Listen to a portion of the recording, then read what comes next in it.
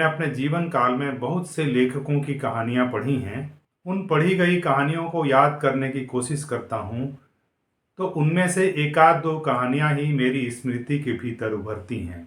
न केवल उभरती हैं बल्कि एक ताज़ा तरीन संवाद बनकर सामने खड़ी हो जाती हैं। मुझे बचपन में प्राइमरी कक्षा में पढ़ी गई कहानी ईदगाह आज भी याद है।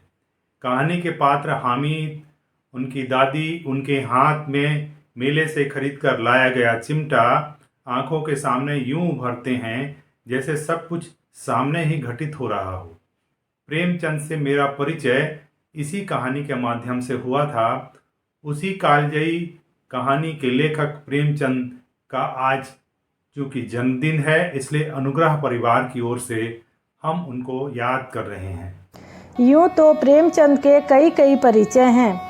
कहानीकार प्रेमचंद, उपन्यास सम्राट प्रेमचंद, सामाजिक एक्टिविस्ट प्रेमचंद पर उनका सबसे बड़ा परिचय बतौर लेखक मानवतावादी होने और समाज को सहिष्णुता की दिशा में आगे ले जाने का है। प्रेमचंद जिन्होंने अपने समय के इतिहास को लेखन के माध्यम से सामने रखा, शोषण और अत्याचार को अपनी आँखों के सामने घटित होते देखकर भी जो समाज आँख मूंद लेता है, उस सामंती समाज के चित्र को प्रेमचंद ने ही सामने रखा, उसकी परतें उधेड़ी और सामंती शक्तियों से उनकी टकराहट होती रही।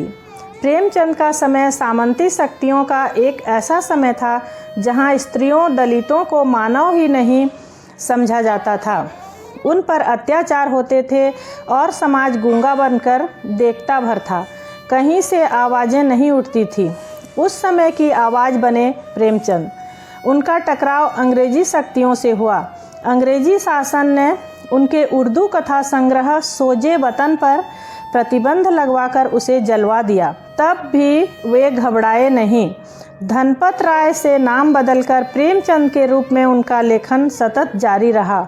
गोदान, गबन, निर्मला, कर्मभूमि, रंगभूमि, सेवा सदन जैसे कालजयी उपन्यासों का लेखन करने वाले प्रेमचंद का जीवन संघर्षों से भरा रहा।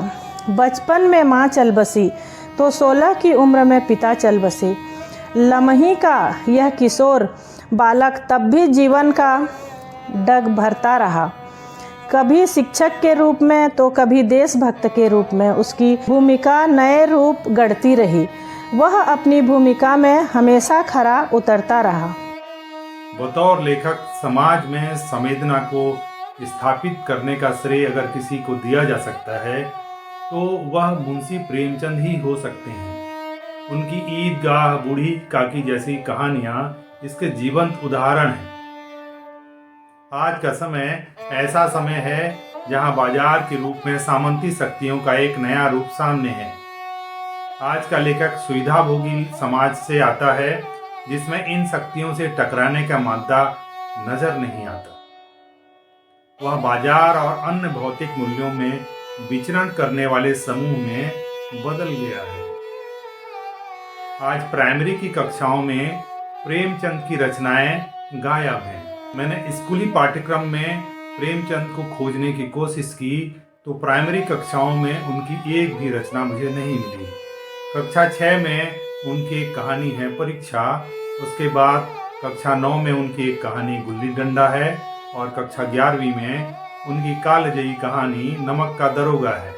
प्रेमचंद की ईदगाह जैसी कहानियों को प्राइमरी की कक्षाओं में अगर नहीं रखा जाता है तो एक तरह से प्रेमचंद का परिचय छोटी कक्षाओं के बच्चों से कैसे हो सकता है। अगर प्राथमिक कक्षाओं में प्रेमचंद की रचनाएं नहीं होंगी तो छोटे बच्चे प्रेमचंद तक कैसे पहुंचेंगे? कैसे ईदगाह कहानी में उत्पन्न संवेदना को छोटे बच्चों के बीच पहुंचाया जा सकता है? यह एक बड़ा सवाल है। ईदगाह जैसी कहानियाँ छोटे बच्चों को जरूर पढ़ाया जाना चाहिए और इस कहानी को हमेशा रखा जाना चाहिए। हमारे वरिष्ठ पीढ़ी के लोग भी इस कहानी को आज भी याद करते हैं। क्यों याद करते हैं? क्योंकि संवेदना का एक चरम रूप रिश्तों के बीच होना चाहिए, वो इस कहानी में दिखाई पड़ता है। इस कहानी में गरीबी और असमानता का भी जो चित्रण है उसको भी बच्चों को बहुत करीब से देखना समझना चाहिए। इसे भी इस तरह की रचना हमारी छोटी कक्षाओं में होनी चाहिए। आज की पीढ़ी प्रेमचंद जैसे महान लेखक को नहीं जानती। नहीं जानने के पीछे यही सब कारण है। आज की सामंती शक्तियां प्रेमचंद से शायद भय खाती हैं, इसलिए उन्हें विस्थापित करने का भी एक षड्यंत्र पूरे देश में होता रहता है। पर प्रेमचंद भी बड़े जीवट जीव हैं। वे बार बार लौट कर आते हैं। उन्हें कोई विस्थापित नहीं कर सकता। उनका समय हमेशा मौजूद रहता है। उनकी रचनाएं हमेशा प्रासंगिक बनी रहती हैं। उनकी रचनाएं कालजयी हैं। उनका समय आज का ही समय है। ऐसे समय में उन्हें याद किया जाना बहुत जरूरी है। उनकी जन्म जयंती पर अनुग्रह परिवार की ओर से उन्हें हम सत सत नमन करते हैं।